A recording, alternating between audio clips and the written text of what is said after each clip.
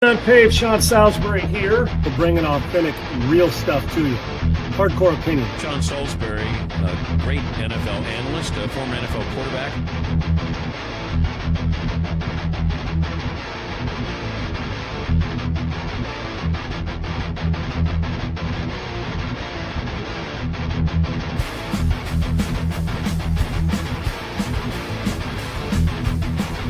To me, Tom Brady is the GOAT because he's done more with less than any player at that position we've ever had.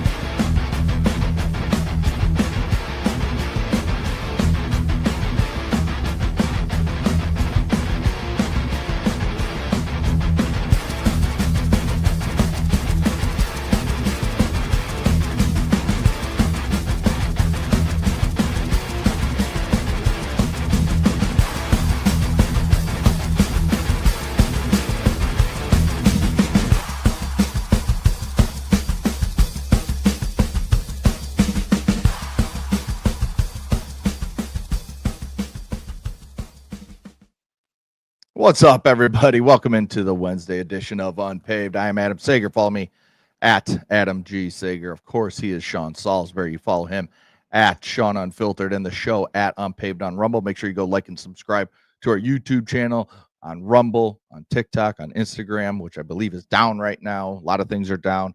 Instagram, he's nuts. Okay, just do it. You want me to sing?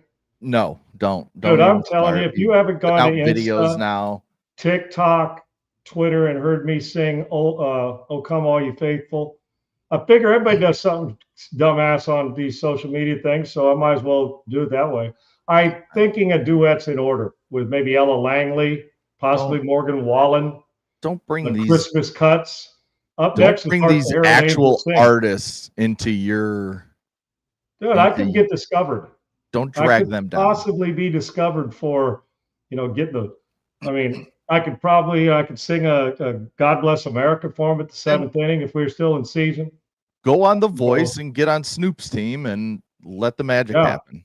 If you're that good, the herald angels sing. Oh hell yeah, dude! I'm the cut master. Don't hate, Segs. I thought we were tight and teammates. I thought that you were gonna. Like business manager on the singing part of it. I've dealt with this singing for a decade plus. Look where it's got us right here together, still teammates. Look at that. It's a host that one of us that sings and the other one listens together standing.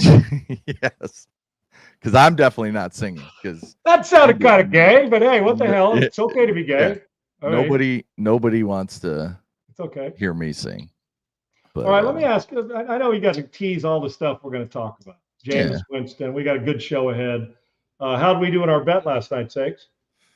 Good, right? Yeah, damn right we did. Damn right. Louisville put it on, man. They came out firing, didn't they? It was big last night. Dude, they're good. They're real good. Yes, they are. Both teams will be hanging around tournament time. They both got good ball. All right. Let me just say something before you tease this, Siggs. It's that I'm still baffled with. We laugh at politicians and have some fun, right? We like to have fun at everybody's expense when it comes to that. And I'm trying to be a kinder, gentler about it. I think anger and hate is a problem, but for everybody. And I understand the frustration for everybody during all, government shutdown. I am baffled that you bitch and complain about the government being shut down, that you're killing the people, and then liberals complain that Chuck Schumer, whether you like his ass or not, brings them back and we're making it better for the people, yet now they don't want that to end because they feel, it's all selfish because they're getting all their money on the side. They don't really give a shit about anybody else. Right. And I don't care whether it's liberal or conservative, however you look at it, because there's problems on both sides of the aisle. But here's what I don't understand. Pat McAfee interviews the president on Veterans Day, right? Pat does a great job. He's spreading the word about a lot of things. Passion has built some really, really impressive special stuff with his show and, the energy he brings, whether it's Pat or anybody else. Can you believe we're at a friggin' time? Now, you guys, are we really this stupid in society? Have we really gotten to the point of the anger and hatred is so blatant that when somebody interviews in the media, interviews the president of the United States or plays golf with him or takes a picture with him, if it's Trump, that you feel like they feel like you just got in bed with the devil, and you're a member of the mafia and drug cartel all in one, and you're out to kill people because you interviewed the president of the fucking United States. Now explain this to me. And where Pat has to go on, and I mean, I'm not saying Pat didn't do the right thing.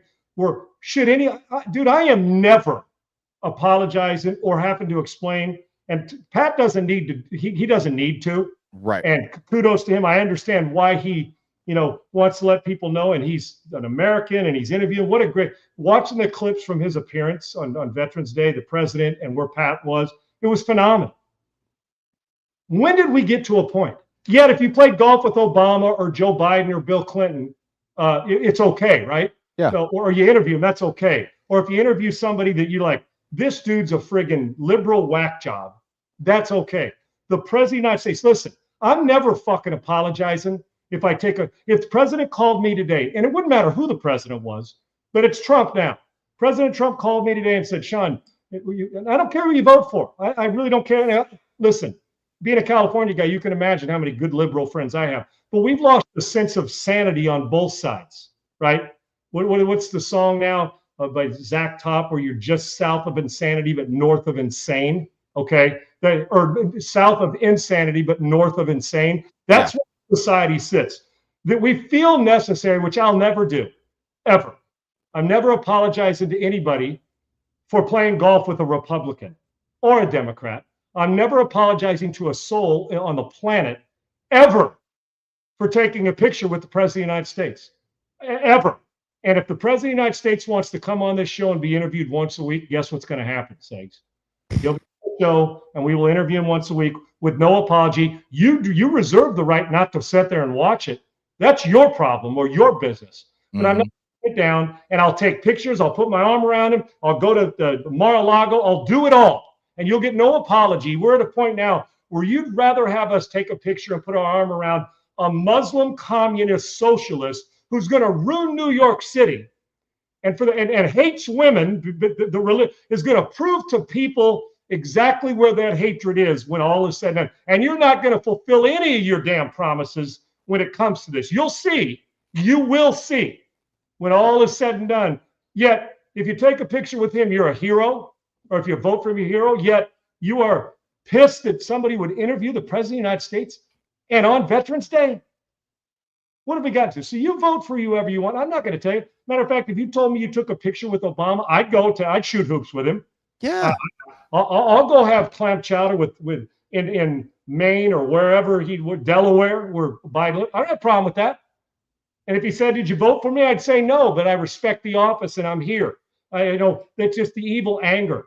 So whether you like the president or not, I'm not paying you 1 ounce of attention of an apology or regret that I'm taking a picture playing golf. Because I'm telling you now, no matter where I'm at, if I'm working that day, I'm going to be. You will get a call, and I'll be perfectly healthy, and I'm going to play golf with him.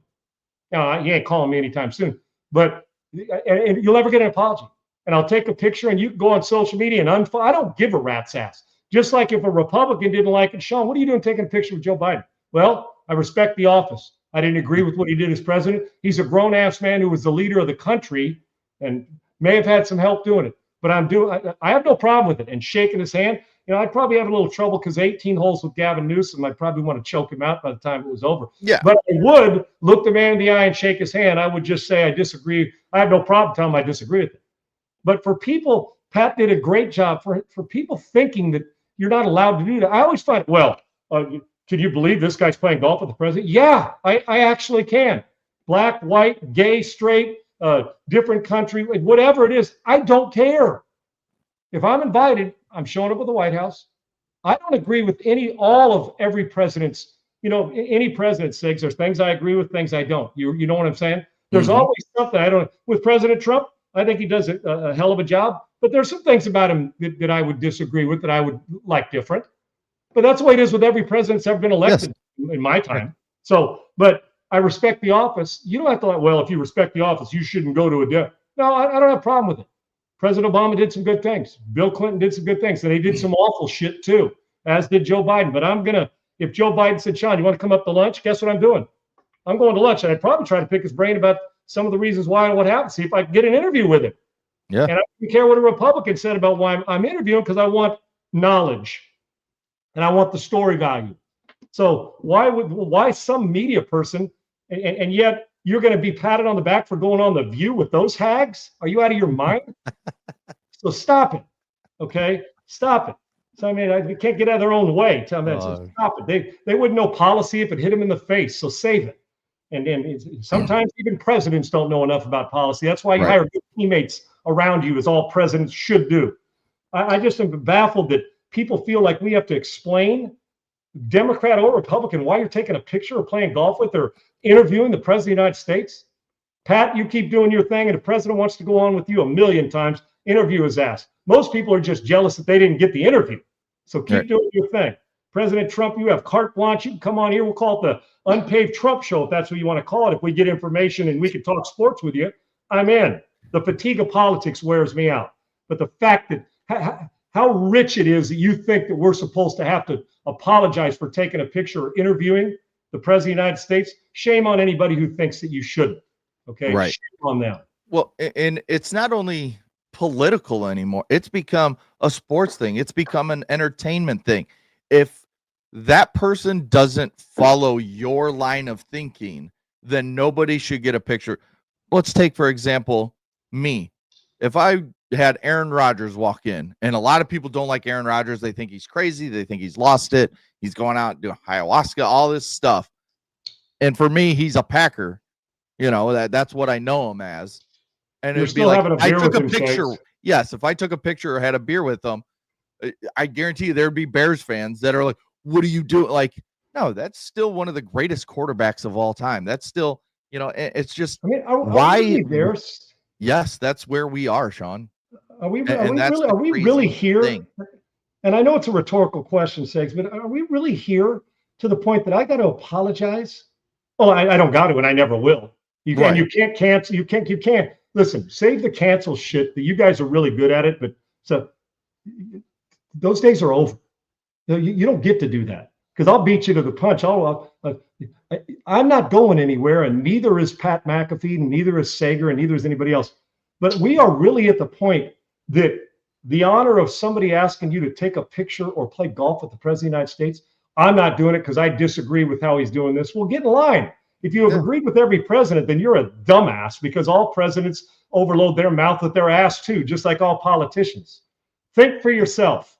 It's not fashionable just because, well, you know what, I'm going to prove to the world I can. Oh, what a difference maker. You turned down the picture with the president, or you're throwing stuff at people at a turning point, or you're a Republican cussing and screaming at some Democrat who's bothered you because of the way they voted. Okay, just stop. We don't all agree. And if we did, it'd be a boring place. But the anger and the hatred, but save somebody owes an apology. I remember even back like when Tiger Woods, remember when he went through his marital trouble, stakes, and the divorce, and when he had been going through some tough times, his rock bottom, which most people hit in their life. You just hope it's not too severe to overcome.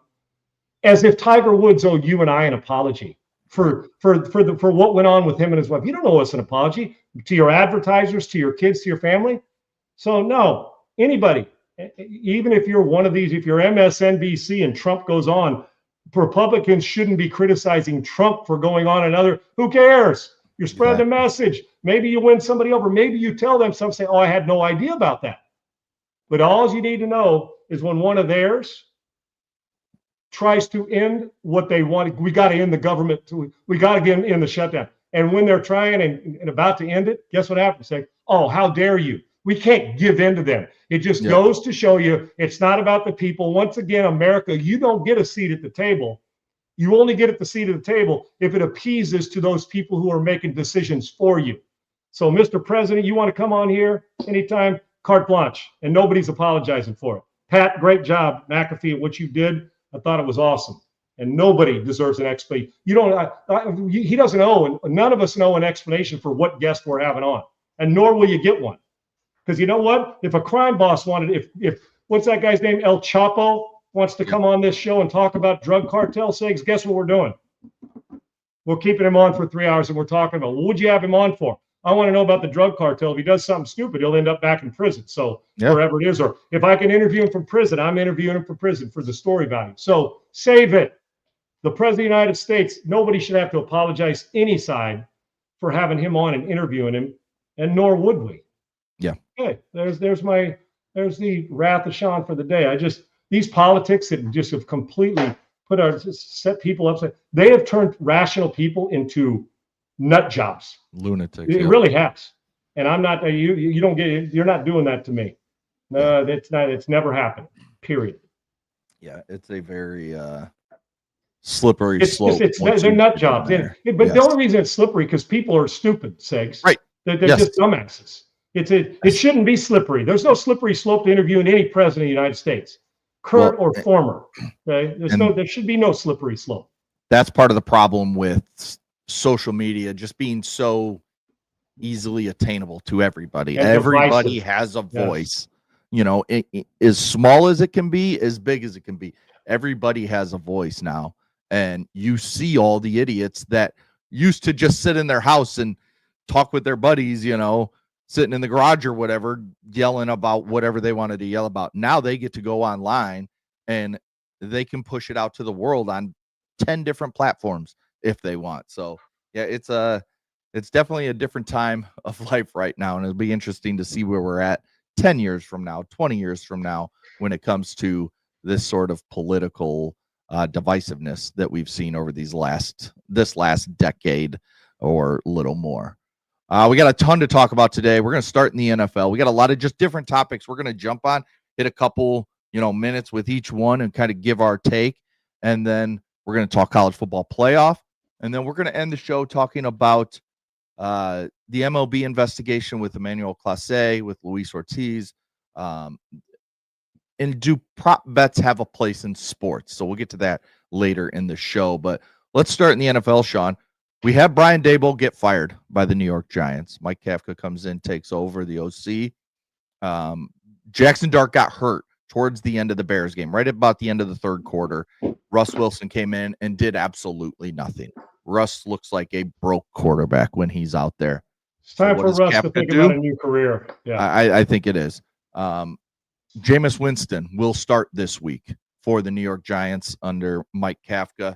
And that kind of tells you where Kafka thinks Russ, is as a quarterback right now. And it's always fun when we get to watch Jameis. So even when Jameis is on a bad team like the Giants, who don't have their young stars, they're all hurt right now, getting Jameis out there is always a treat. So I'm kind of glad we get this. I don't need to watch Russ struggle anymore. Put Jameis out there, and at least for the entertainment factor that you get after the game, before the game, during the game. You never know what that teammates love him too. So yes. There's nothing fake about him. I think he's authentic as hell. He may beat to a different drum with his, I want to eat dubs and all that stuff.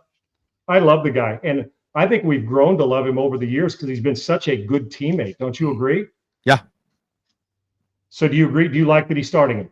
Yes. And I love the fact that he doesn't care if he's the third quarterback. He doesn't care if he's the starter. He doesn't care if he's the backup. He's the same guy. He's talked about how he prepares the same exact way every single week as if he's the starter. And you've always said, like, that's what a good backup does, that prepares to be the starter, yet knowing that he's not going to be the starter. But if his numbers supports the guy that is playing, right? Yes, he's there helping. He's been in a couple different places where he's been the backup to young quarterbacks. He's helped them out. I'm sure he helped Jackson Dart out a ton in that room over these first 9-10 weeks of the season. So they do play the Packers this week. It'll be a tough matchup for Jameis going against Micah Parsons, Rashawn Gary and company. But I do like the fact. Do you like the fact that Mike Kafka made this decision, put his fist down and boom, we're going with Jameis until Jackson Dart's ready? Yeah, I have nothing personal against Russ Wilson. I just think he's an average player now. I think he's had a hell of a career. His best is behind him. He's still capable, as we saw, a 400-yard game against the Cowboys. But then again, throwing against the Cowboys, just about anybody. Wasn't it the Dallas Cowboys he threw for 455? Wasn't it the Cowboy game, I think? Yeah, I'm pretty sure it was. Yeah. But I just think his best football is behind him. He's a backup quarterback in the league. I said at the beginning of the year, I would have started Jackson Dart from the get-go, the energy, and say he's a better player. Jameis Winston's a better thrower of the football right now than both of them. Jackson Dart's going to be, but as a pure thrower of the football, they need yards. They need a guy who can push the ball. Listen, Jameis Winston's better than Russ Wilson. Russ Wilson, if Jameis Winston's healthy and when Jackson Dart gets healthy, should never start another game for the Giants if both of them are healthy, or if one of them's healthy. Russ has had a good run. That run's no longer, he's just a guy now as a quarterback in the league. And I think Mike Kafka's telling you that.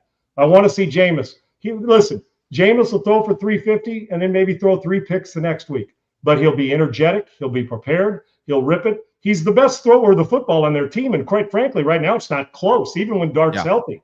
Dart will learn into it. He's seen a lot of football. He's seen a lot of systems. I'd have done this too, without question. This shouldn't even – I would imagine Kafka probably at the end of last week's game, it wasn't even in question because Russ looked like an ill-prepared guy in that game coming off the bench. He just looked like and he's not. I know he prepares like a professional, but he just looked like a guy who hadn't played football in 6 years. And quite frankly, he has. So it's real simple. A lot of respect for Russ, nothing personal like him. Jameis Winston's a better thrower of the football. You're going to get more enthusiasm, real enthusiasm out of Jameis Winston. And you're fairly limited because of the neighbors hurt and the rest of it. Scatabo, Segs, this is a 100% support the decision. And don't be shocked if he goes out there and moves the ball around a little bit. I can promise you this. The Green Bay Packers, that's who they play, right, Segs? Yep. Didn't you say? The Green Bay Packers would rather play Russ Wilson than Jameis Winston. I assure you. Give me Jameis all day, every day with this. I would actually, the second the decision was made for Russ Wilson to not start, he would have went to third string automatically. Jameis would have been the backup regardless. This is the right move by the Giants and by Mike Kafka. Do you have worries moving forward for the rest of this season? Now, we don't know what's going to happen after this season, but Mike Kafka's been the OC there. Brian Daboll obviously out, but I saw this the other day, and it made me think about Jackson Dart. He's been evaluated for a concussion 4 times, now does have a concussion. That's why he's out. He's taken 75-plus hits already in his young career. He's leads all quarterbacks with 25 designed runs besides not starting until week 4, or despite not starting until week 4. And he's also battled hamstring and ankle injuries.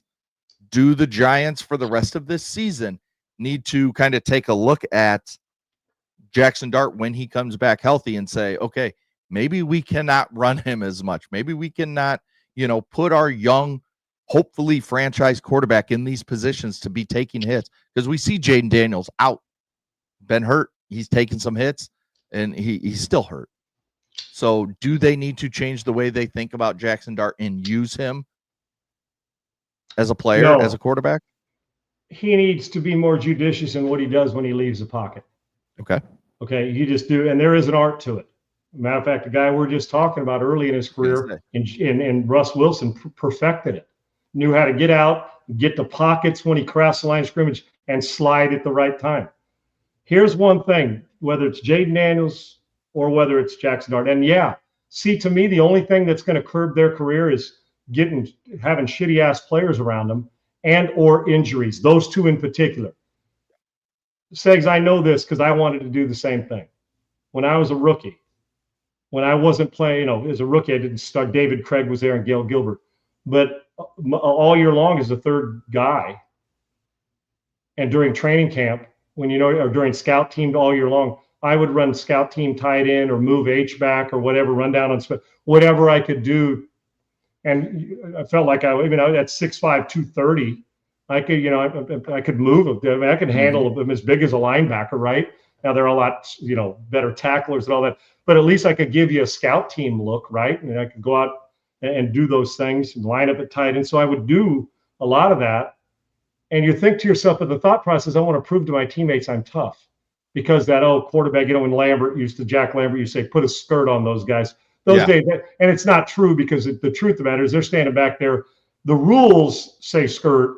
And hell, nowadays you say it, there may be some females that are tougher in the skirt than some dudes are. So, but the rules say, not tough. The truth of the matter is some of your quarterbacks are the toughest guys on the planet. And Jackson Dart, does anybody question his toughness right now? You shouldn't. But he has got to get out of his own way. He's got to start to help himself. It's like we say, That's why concussion protocol's in place, Segs. You got to, instead of the smelling salts, you got to prevent the player from hurting himself more and saying, oh, I passed it, I fooled you on the test, let me go play. Mm-hmm. Those guys don't need to prove anymore. There's a time and a place to take on a linebacker in the fourth quarter on 3rd and 8. And you got to give me 8. I need 9. It's our last possession. We got no timeouts. But in the middle of the second quarter, after you're up a touchdown, do it.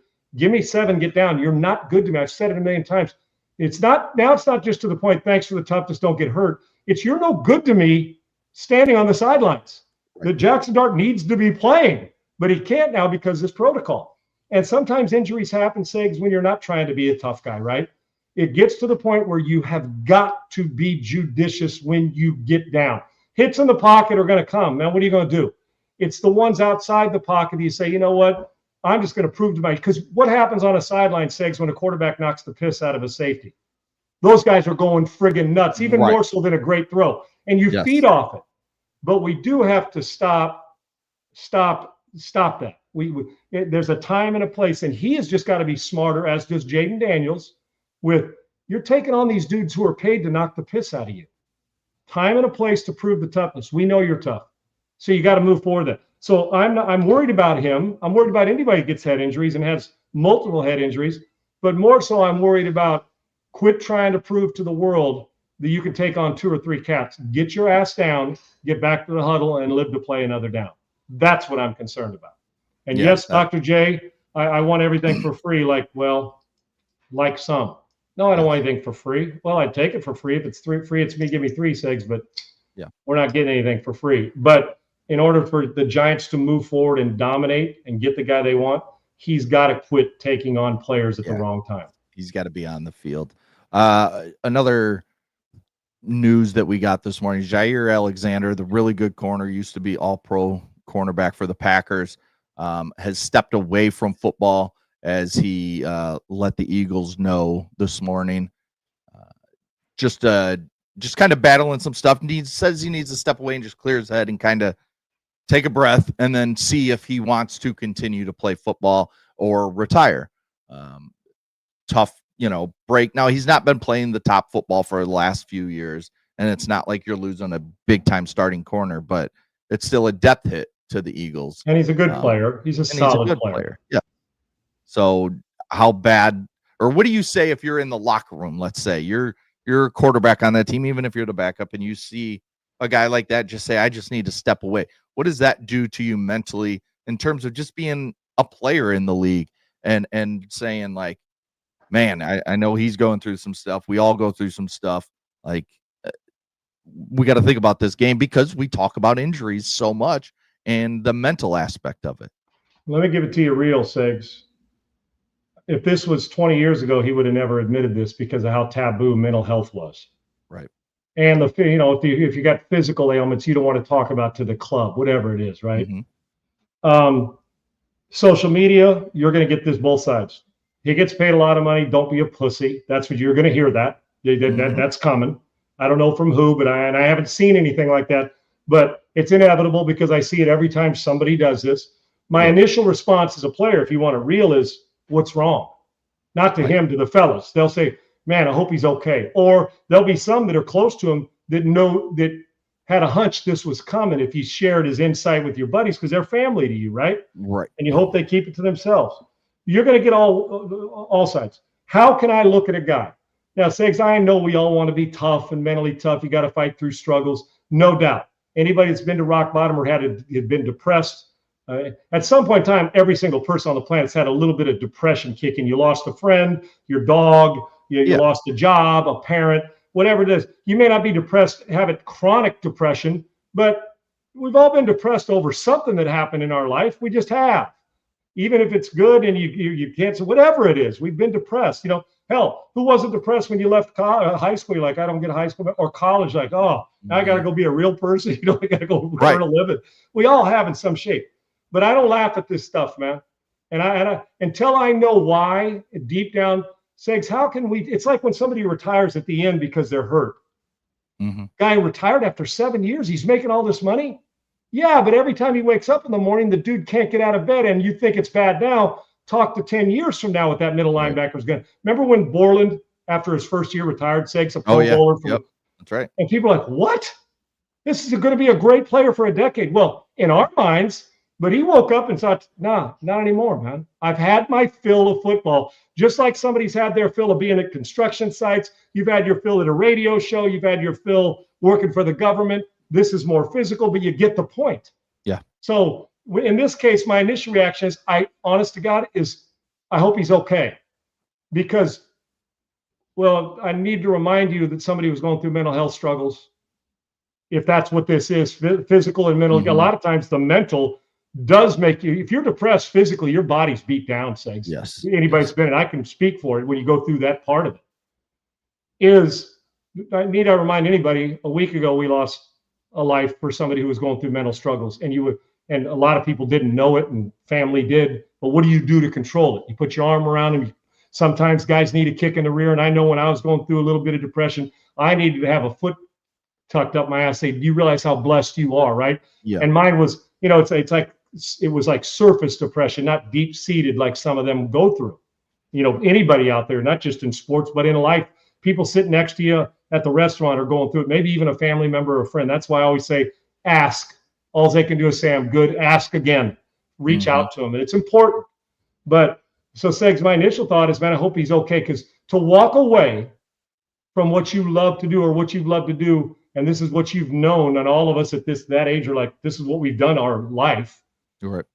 Something's got to be wrong, I guess is what I'm saying. So instead of vilify the guy, oh, you're hurting the team, or how dare you, and people giving death threats to people who've given up home runs because they bet, or we went and got you, we need the depth and fill, whatever it is, that people go through. Teammates will understand this more than anybody. Will have compassion because they're going through the daily grind with him. They'll know more. But I just would caution people, we don't need to browbeat the guy. Now, if you find out that he walked away because something was going on illegal, whatever it is, which I hope's not, that, okay, then you can take your shots however you want. But if it's mental or physical, that emotional stuff that goes with it, let's let it play out and see where he is. If he needs time away and they're willing to give him time away and he's contemplating retirement, this has got to be something deep in his soul that he's considering. So right. I would just caution, and I'm not going to browbeat anybody for walking away from something if they don't like it. And if he retires, good on him. He's had enough. If he decides to stay in and he needed, listen, during COVID, I didn't need a time, or when the teacher makes you take the test and you're fully physically healthy during those times. So, well, I need a little respite when the George Floyd stuff was going on. I need a safe place. And you're walking out of a test, you don't want to take a test because you didn't feel it that day. And your professor like, get the hell out of here. Or in some cases, they were saying, yeah, take your safe space as a class. Right. Okay, right. That's different than this, or somebody was really going through deep-seated issues. If it's a deep-seated issue, I'm all for him stepping away. He's not doing this for you and me. He's got to make this decision for him. And over the long term, this matters. We just get so caught up in the instant short term that we want to criticize. For me, the guy needs time off away from football, and if he walks away from football, then it's done served him well enough, and it's time to move on. Support him in any way. I just caution people to browbeat somebody, and people close to him probably have a closer eye on it than any of us do from a distance. Yeah, for sure. Elsewhere, Travis Hunter had surgery on his LCL, will miss the rest of his rookie season. This is a 6-month, recovery for him. He finishes a little shorter than ACL, Segs. It yes. Come back quicker on this one. Right.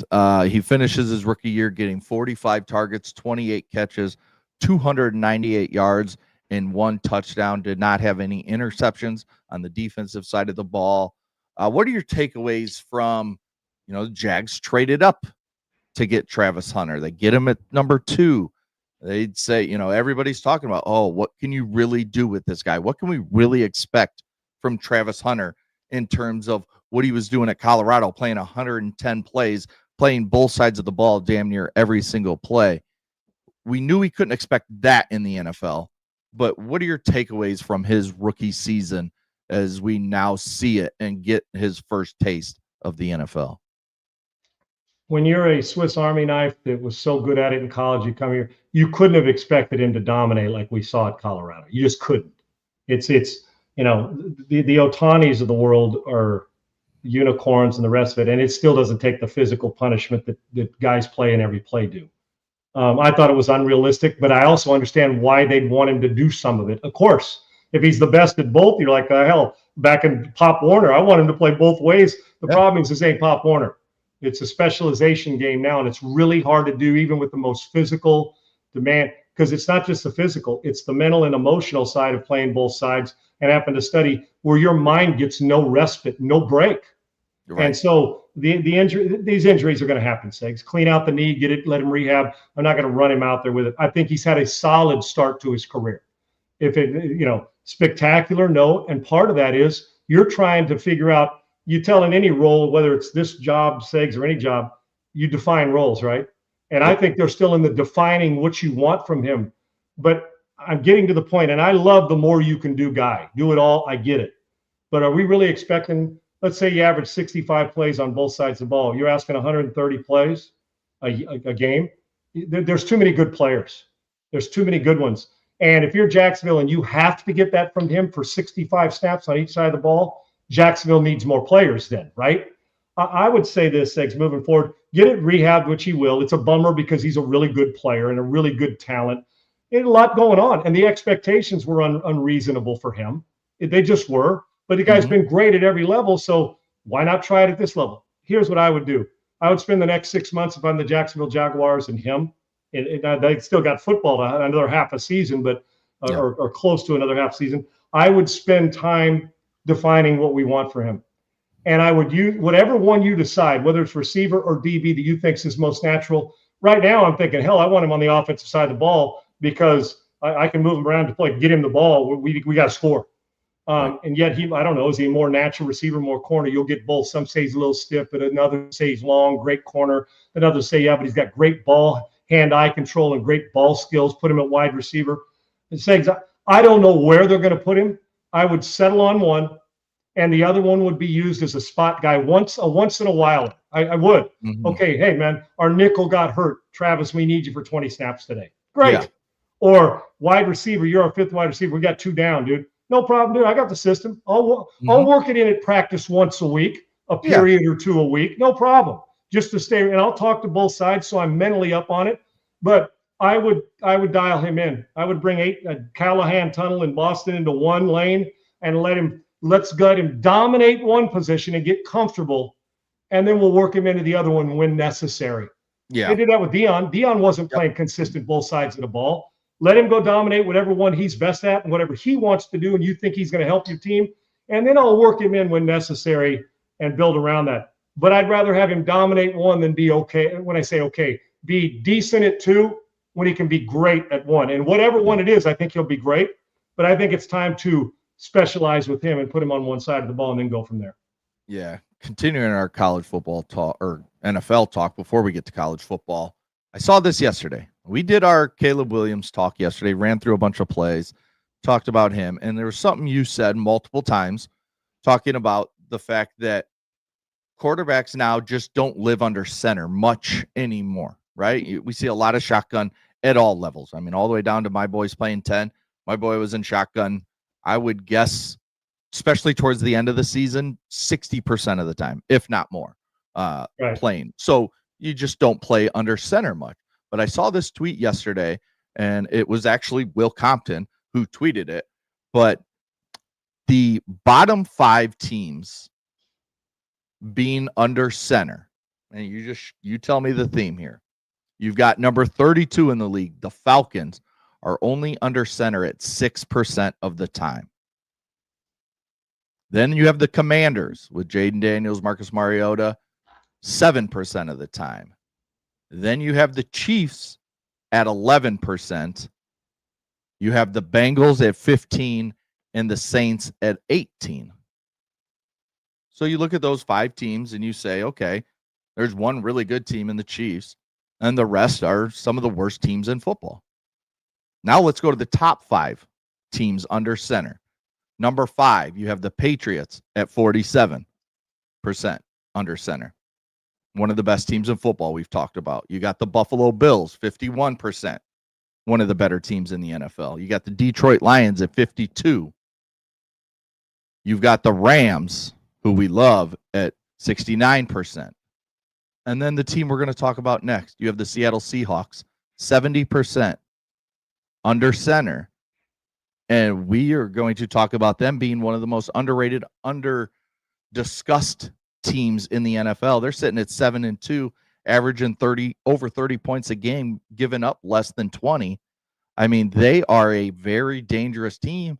And just to verify what you said, it shows. It's 5 playoff teams at the top, and it's 4 of the worst teams in the league. And then Kansas City, who has a Superman at quarterback in Patrick Mahomes, that allows them to get away with it a little bit more.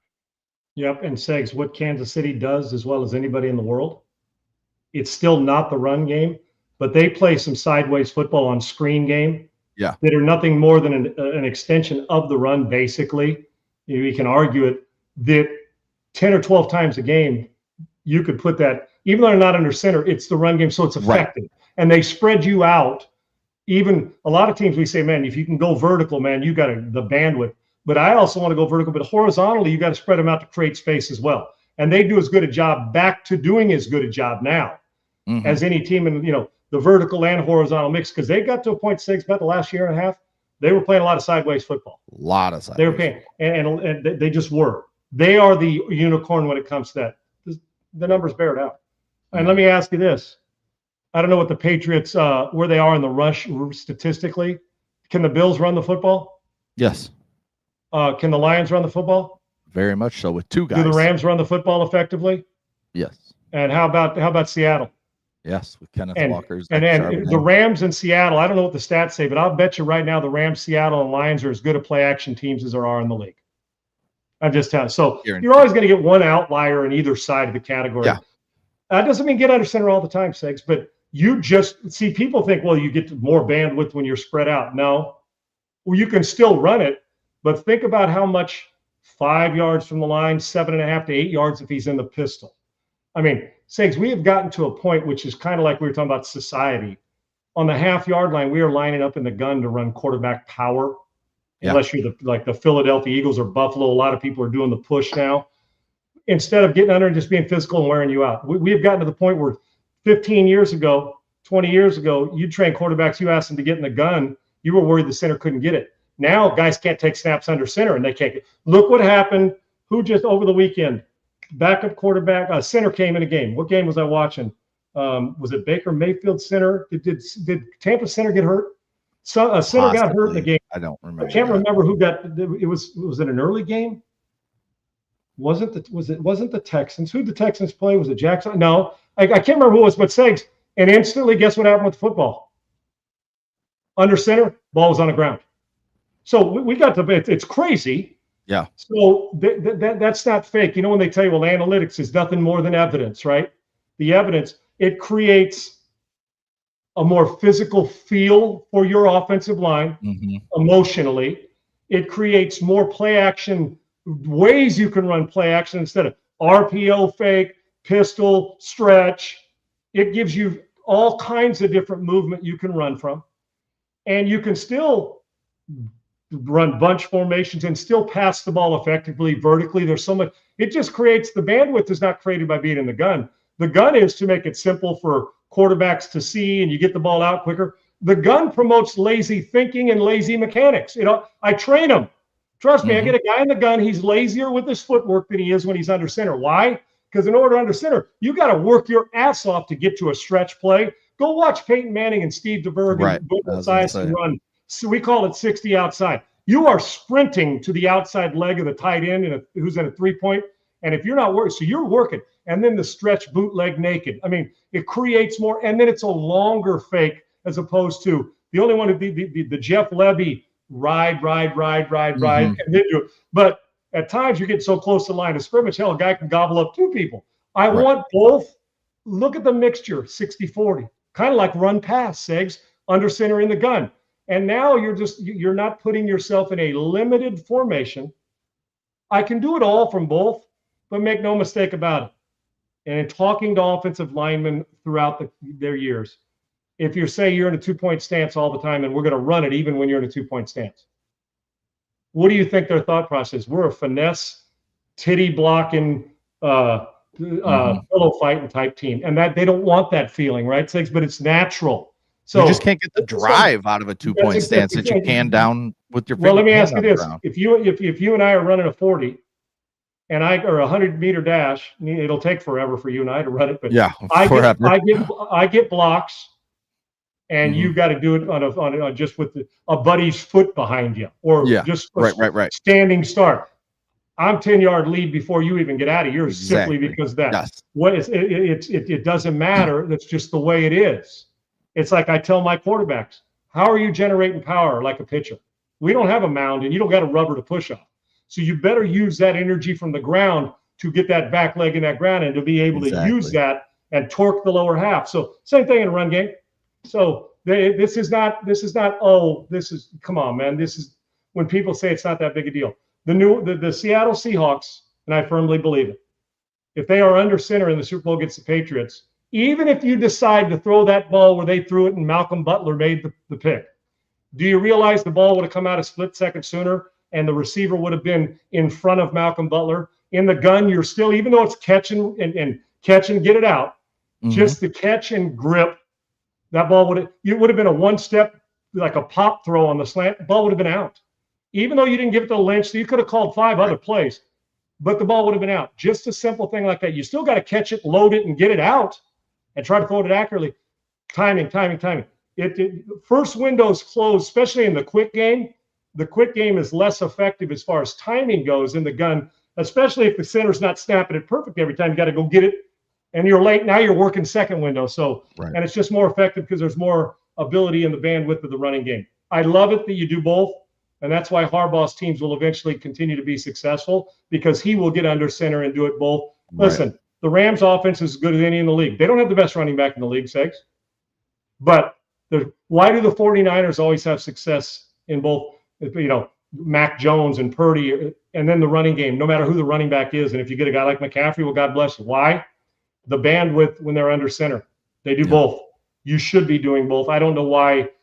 For Washington and for those teams, they are going to have to change it a little bit and get a little bit more under center. And that's a lot of the ego of the coach or the quarterback and offense to be able to adjust to it. Because a lot of times they're feeding them into the NFL, and those guys didn't take one snap under center or two in their 3 or 2 years at their college because they were in the gun 100% of the time. And in high school, they're doing the same thing. Segs, you see it. Power football in high school now is still lining up in the gun and running it. Unless you're Katy High School that gets under center and pounds it, and they win state titles all the time. You have to be able to do both. And I train my quarterbacks to do both, even if their system is at some point in time, you're going to run into a coach who's going to make you get under center. So why not be prepared for it? Yeah. Right now, the high school my son will attend, that's the quarterback. They run the T, and then they run out of shotgun. So, and it's probably about a 60% shotgun, 40%. But at least he's getting work under center, so he's not limited at the next level if he's able to go on and play, right? Yes. No doubt about it. Yeah, it's definitely interesting when you said that. And then I saw the tweet probably 10 minutes after we got done with our show. I'm like, of course, that's how it always works, And talking about Stiggs, you know what, with those numbers, I didn't know you were going to bring that graphic up, because sometimes we like to keep so we can react kind of just thought of on it, the fly. And I didn't know those statistics when I told you about getting under center. And that's just validation of, and that's all that is evidence of what we're preaching. Those teams at the top are pretty good. And even the Chiefs over the last year and a half have struggled at offense at times, Segs, when they don't have all their weapons. So there is something to being able to do both, and you should. Yes. All right, jumping over to college football. We had the college football playoff rankings announced last night, and not a whole lot of change. We had Ohio State still at the top, Indiana, Texas A&M, Alabama, Georgia is your top 5. Then we had Texas Tech jump up with the big win over BYU, Ole Miss sitting at 7, Oregon at 8, Notre Dame at 9, and Texas at 10, with Oklahoma and BYU rounding out the top 12. Now, obviously, but BYU would be out of there, and what would be USF right now would be your 12th team in because of the non-Power 5 conference champion or highest ranked team when the final rankings come out. Did you have a problem with the top 10 at all? Is it still kind of weird with the way they're doing things? Or 3 weeks ago, I would have said Texas is way overrated if you had them at 10, but the way they're starting to play and arch, I get it. I'm just looking at teams outside the top 10. I still think BYU is a hell of a football team. OU's offense has got to get back into what they were doing when Mateer was 100% healthy.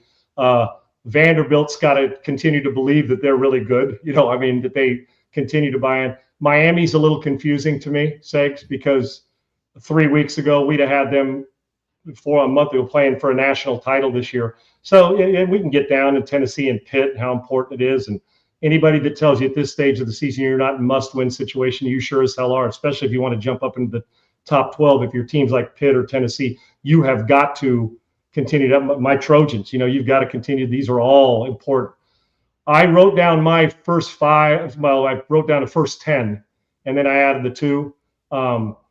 I went Ohio State before yesterday we were going to talk about Segs and we got caught up in doing some other stuff. I wrote down mine because the day before we had teased that we were going to discuss it.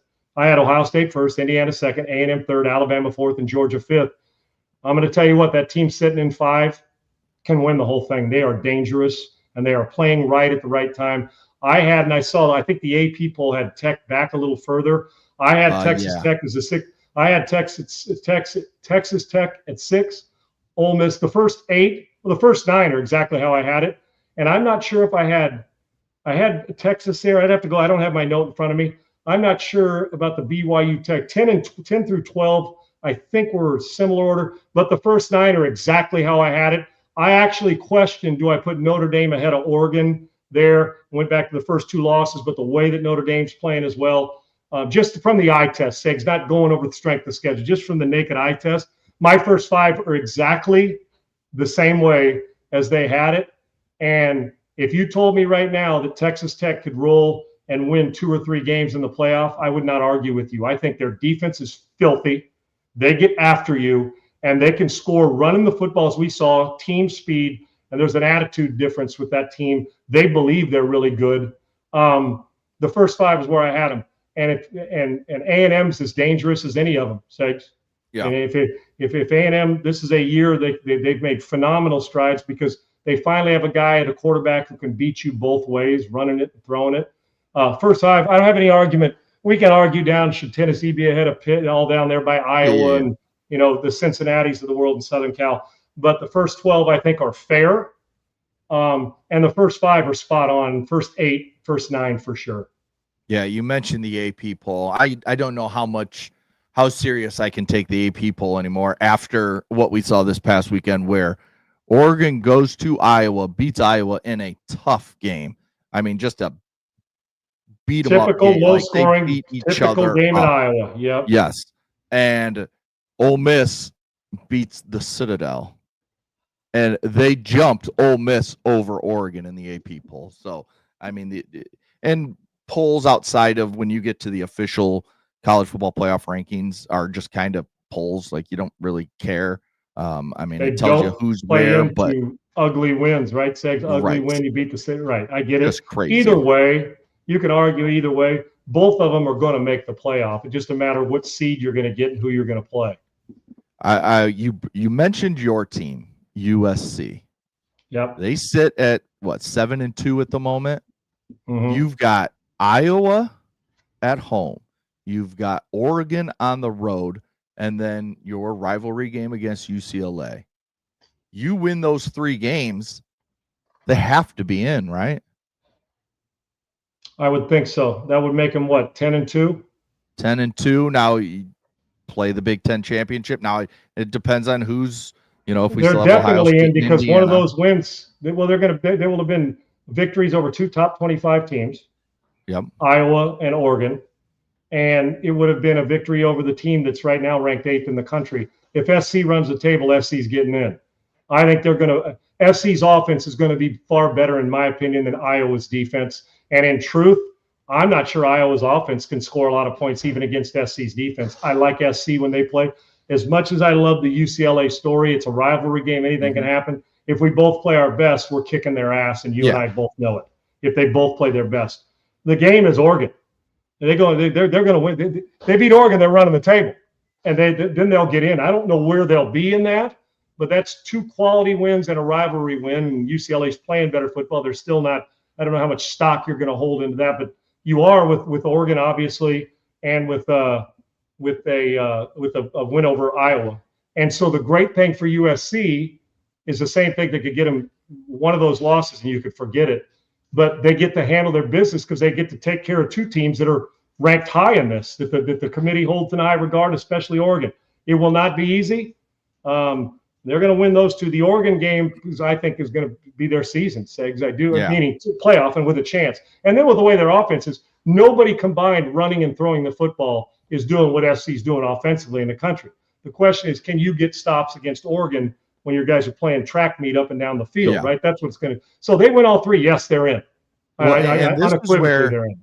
This is where things can get interesting because we just talked about USC. Let's talk about my team next, Michigan. They have Northwestern this weekend at Wrigley Field. Then they have Maryland. It's just still a quality win, Segs. They play tough football always. Yes, they do. They do. Then they play Maryland, and then, of course, they end at Ohio State. They run the table. They're 10-2. Now, do you leave them out? If let's say they both run the table, go 3-0. Southern now, Cal here's Michigan, the thing. Yeah, here's the thing that helps guys. Michigan. Southern Cal goes to a Big Ten championship now and has to play what would probably be Indiana. So now you lose that. Now you've lost 3 games. Now, does that knock you out of the college football playoff? And you're in because you're not playing in the Big Ten championship. Exactly. So that's where, and that's the kind of situations I want to see these committees put in. Because you raise your hand if you're SC. If you're SC, you raise your hand and say, well, we're already in. We don't need the Big Ten championship. We won these 3 games. Let somebody else go play. Somebody else go play Indiana in the Big Ten championship. Right. Forget, we want no part of it. You're exact. And how can you, and we've seen it already, but how can you punish a team that has earned that? And then let's say the Indiana beats Southern Cal 27-24 on a walk-off field goal. Well, you're saying, well, damn. So we played an extra game against the number 2 team in the country. And at that point in time, if you beat them, Indiana would be the number 1 team in the country. Right? Unless somehow A&M bypassed them, right? Whatever, 1 or 2. So you're like, well, wait a second now. We're getting punished for winning at a team we beat during the season, right, Segs? The team that we beat during the season is going to jump us because we lost against the number 1 or 2 team in the country and had to play an extra game, and we beat them, yet their goal. Now, Segs, doesn't the committee have to take that into consideration? You would hope so, because you can't have to play in it. Yeah, and you can't do the whole, it's Notre Dame. This is Michigan and USC. I mean, they're 2 of the premier programs in college football. So it's just what they would probably do is just knock them both out and put in like Tennessee. Right. And you know what's crazy about it? The SEC is that's a very real possibility. Yeah. I don't expect Michigan to beat Ohio State, but I was guaranteed that Ohio State was beating them last year. And look what Michigan did, beat them 13-10. You never know inclement weather, ball laying on the ground. Yeah. It's a raggy. You don't know. In Michigan, Ohio State, crazy shit happens, right? Yep. So it's real. I mean, hell, listen, put it this way. We probably think USC better chance to beat Oregon right now than Michigan over Ohio State in a game, right? But if it does happen, and that is a very real situation, I'm going to be pissed if I have to come back and you say, dude, you brought this, you threw this out into the atmosphere, and now it's here, and we beat you guys, and then if we lose to Indiana, you're telling me, and we can't turn it down, you got to play it. Yeah, so, Michigan's in. You giveth and you taketh away. You're like, man, we got a hammy. We don't want to play that game. Let somebody else play it. But it's a very real possibility. The committee would be faced with something very, very weird if that situation would hit, because we did play the head-to-head with you guys. I just got a text from the committee chair. He said Michigan would be in. So, I mean, I just passing the word along. He says USC is not very good. Shock. And now I'm going to play this, Segs. Oh, Michigan, the Michigan bias. You probably have some guy on the committee. Hey, we're both going to be sitting here. If that exact situation happens, they're both going to be out, and 2 SEC teams will be in that definitely don't deserve it. And put it this way, Segs. If we get to that point, if we get to that point, I'll take it, because that means we beat Oregon and we are in a position to actually play for it. And then I'll just hope that Indiana pisses down their leg one game and we can beat them. Because even if Indiana loses that game, they're still going, right? If that were to be, they're still in. So, give us a little break. Play your backups. Let us win so you could still go. You probably end up still being one of the 4 teams more than likely. If Ohio State were to get beat and you get beat in the Big Ten championship game, you may fall to 4 because A&M would jump you. Georgia would probably jump you, and then you could decide there top 4 or 5 teams. Now you don't want to get out of that first 4, but Indiana stay in. Both our teams would need that victory to stay in, and SC, if they got to it, 3 losses, even if you lost in the Big Ten championship game, may kick you right out of it, depending on what happens with those teams sitting in front of you. It would still be Oregon sitting at 10-2, who have losses to USC and Indiana. Or not, to Indiana. So, I mean, how would you kick them out of the top 12, say the top 11, by losing to those 2 teams who both at that point in time would be inside the number 12? You know what I mean? And then Michigan sitting with losses to USC and Oklahoma. So it's just that's the kind of chaos I want, though. I want these committees to have to make the decisions on these major programs that you can't just put Notre Dame in. You just can't put, you'd have Notre Dame in sitting at 10-2 with a loss to Miami, who is not in, or like Notre Dame's any more blue blood than Southern Cal, Alabama, Ohio State, I understand the history of Notre Dame, but the way over the last 20 years, they're no more blue blood than the Wolverines are right now. Right. Exactly. So you don't get to make the excuse it's Central Florida and they didn't win their conference, but they're undefeated. Right. Right. Yeah, 100%. It's that's the kind of chaos I want to see in all this stuff. That's why I don't want to see the college football playoff expanded to 16 teams, or there's talk of 24 teams. 16 is on its way, Segs. The 16 will be here, I bet you, in the next 3 years, and then 100%. We're going to have a big tournament where we're probably taking games away in the regular season, at least 1 or 2, because we have to fit in another, 6 playoff games. Yeah. Mm-hmm. So they're going to 16 and they're going to do it. And if they do go to 16, give me no buys.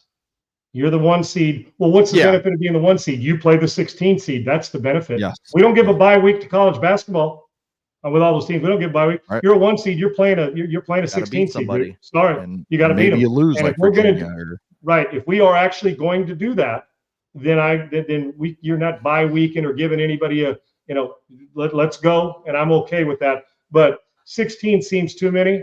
Some people even argue that 12's too many. I sure as hell don't want more than 16. Then we water it down, and once again it looks like, because I'm telling you right now, Segs, the 24th team or however many you go to is not rolling through 5 or 6 playoff games to win. They're just not. Yeah. In football, the attrition and the depth will get to them. They're not going to be able to do it. I'm sorry, I don't need 3 lost teams in the college football playoff. I was one, and I still sit to this day. I am an 8 guy. Give me 8, the 8 best teams, and let's roll. That's where I want it. I know it'll never 8 get with to no there buys. now. Just everybody play 1 versus 8, 2 versus 7, and readjust at the end of each game. Right, Segs? Right. If boom, just we reseed them. Reseed them, and let's go play. And if you're able to, let's see, 1 versus 8, then you play another game. It's 1 versus 8 gets down to 4, gets down to, you have to win 4 games. Is that right? 1 versus 8, you win. Then we're down to 3 games. 3 games. Yeah, 3 because now you get down to 4. Now you're in the final. That's exactly right. Because when you're down to 4, that's the championship weekend as opposed to the finals weekend. Yeah. Right. So I'm with you 100%. Yeah. Well, that'll do it for today. We got a ton to talk about tomorrow. Sean, we have a huge NFL weekend coming up. Just about time. Preview. Yes, about time. We've got the Bucks playing at Buffalo, the Bills. We got Chicago at Minnesota. We've got the Chargers playing the Jags.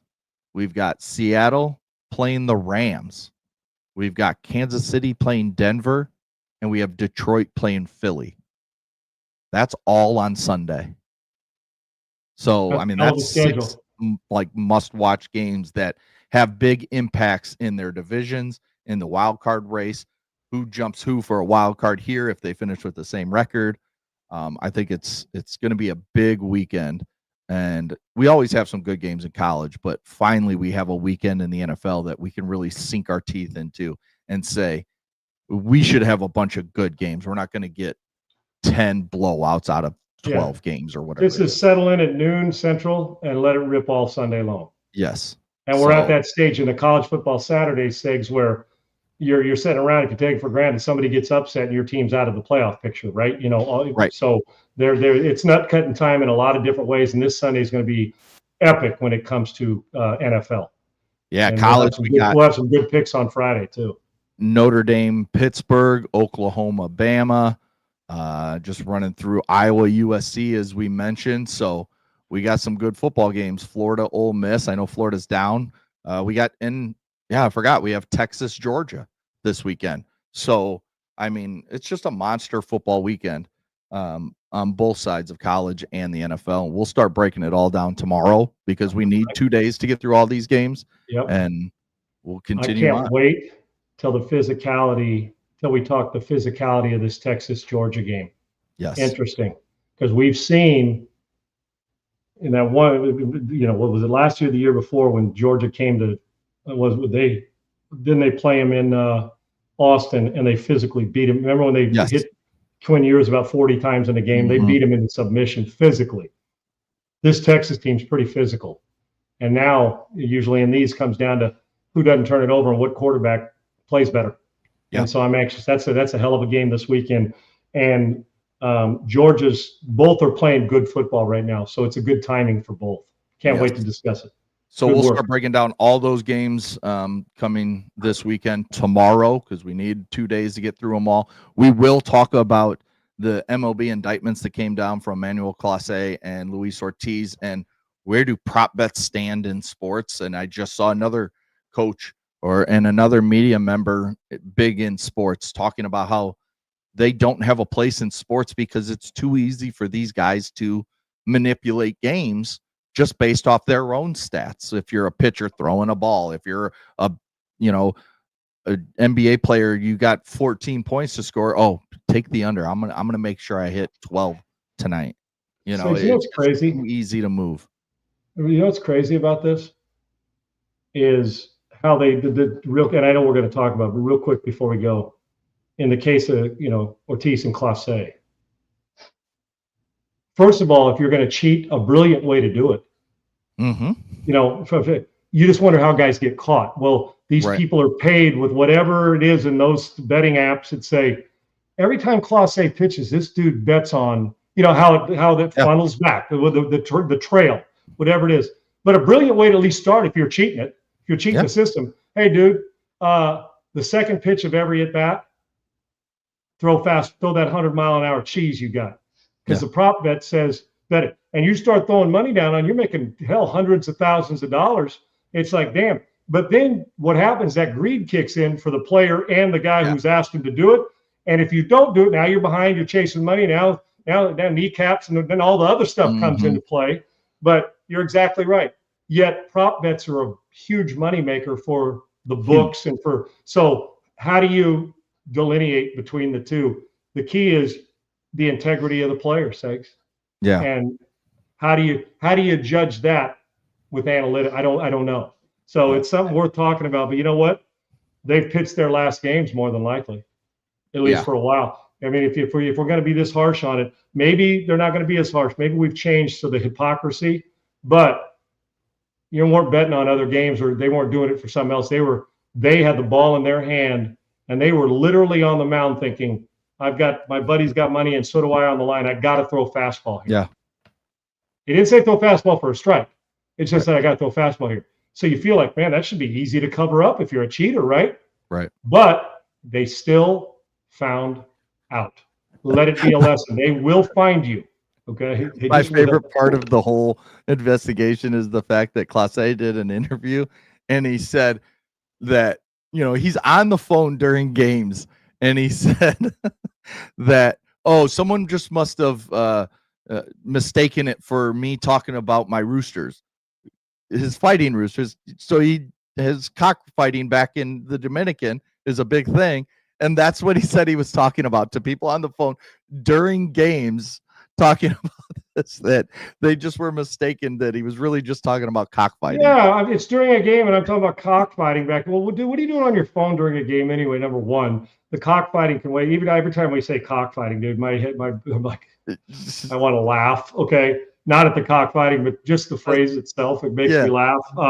But dude, I'm sorry, but maybe my love for animals and wildlife, I even get it. I don't even like watching that, man. I know, me neither. It's so vicious to me. Yes. I don't even like watching that. So no.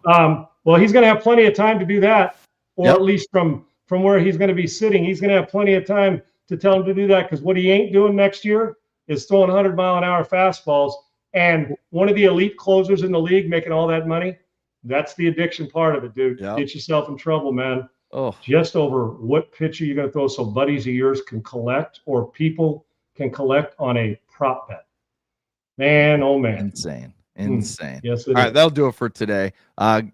Once again, please go like our YouTube channel, like and subscribe, like us on Rumble, and subscribe there as well so you get the notifications when we go live. Follow us on X at Unpaved on Rumble. Follow Sean at Sean Unfiltered, me at Adam G. Sager. Thanks to Triple E, thanks to Laura, thanks to Bailey, as always. And we will be back tomorrow right here at 1 p.m. Eastern, noon Central. We'll be talking a lot of football. We'll talk to you guys tomorrow. Peace. Unpaved, Sean Salisbury here for bringing authentic, real stuff to you. Hardcore opinion. Sean Salisbury, a great NFL analyst, a former NFL quarterback.